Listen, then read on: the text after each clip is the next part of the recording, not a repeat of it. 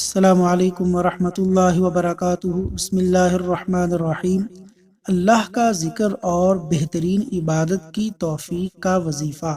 صحیح ابو داود حدیث نمبر 1522۔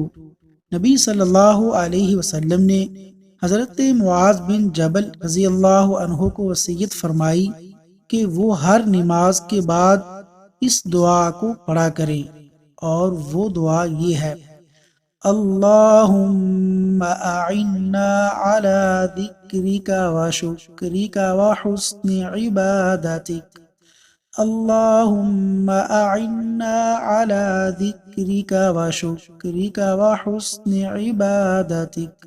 ترجمہ: اے اللہ، تو اپنے ذکر کی، اپنی شکر گزاری کی اور اپنے بہترین عبادت کی ہمیں توفیق عطا فرما۔